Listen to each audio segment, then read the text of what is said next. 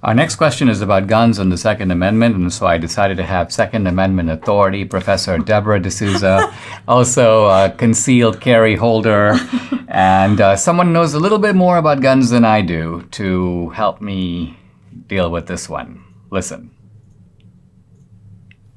Hi, Dinesh. I'm a staunch Second Amendment advocate, and I also have always loved guns. I've grown up around them my whole life. Guns have always been a part of my life, and I wonder, how do you feel about gun culture in America? This kind of connection Americans have always had, especially Southerners, with guns and hunting and recreational use of them in comparison to just for self-defense or stuff like that. Well, I'm going to have you weigh in on this, but, when I grew up in a culture without guns. I not only didn't own a gun, I didn't know anyone who did. And the only time I heard about guns was when I would read about police encounters with gangs or actually see guns in the movies. When I came to America, one of the first things a guy with the Park Service says, Dinesh, I'm going to take you hunting. And I kind of expected guns, but believe it or not, we went hunting with a bow and arrow. No guns. Wow. But you know something about guns. You've had experience with guns. And interestingly, there were guns in Venezuela. Your family had guns. Mm-hmm. Talk a little bit about guns there and here. And then let's say a word about the gun culture of America, particularly, as he says, in the South. Right. So personally, the first time that I owned a gun, I was 48 years old. So, 8 years ago, I bought my first gun, and I didn't do it until after I got my concealed carry license, which I'll talk about in a little bit. But so my family did own guns in Venezuela, as did most law-abiding citizens. Of course, criminals do too, as we know. But I do believe that law-abiding citizens in Venezuela that carried guns posed a great threat to the democracy. Well, I would say not the democracy, the tyranny. Yes, the tyranny of the government that came in under Hugo Chavez. So they started little by little doing campaigns to, one of them, it was called Desarma la Violencia, meaning disarm the violence.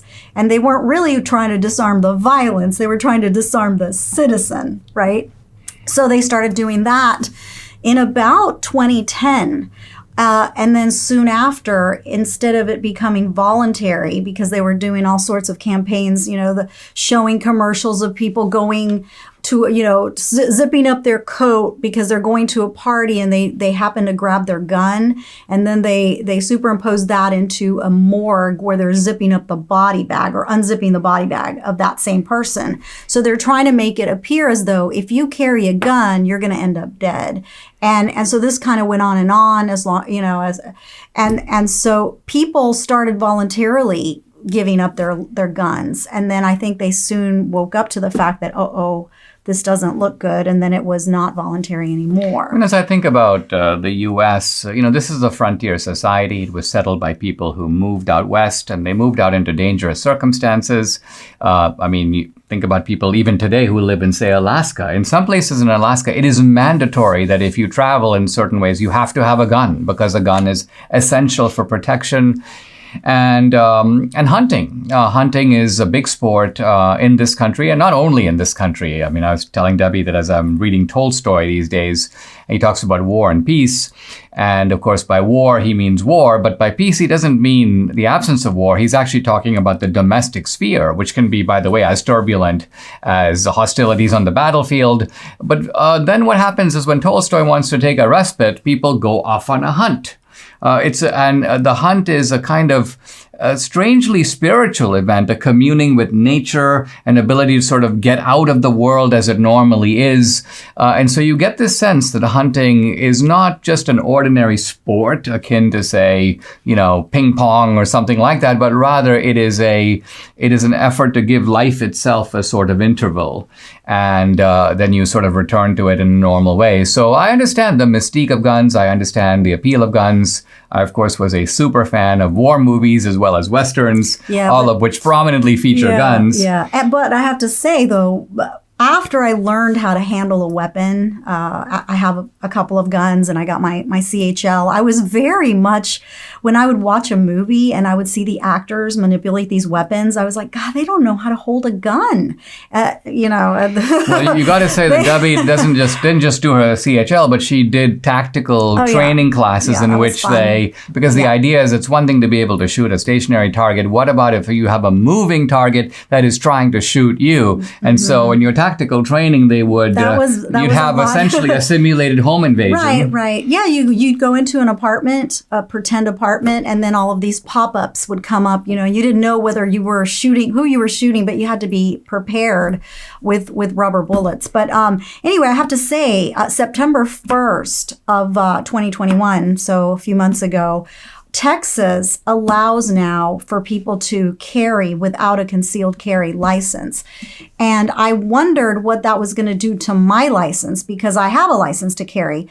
It doesn't really do anything to my license. In fact, there are some places that do not allow people that don't have a license to go to carry a weapon. So my license is still very much in play.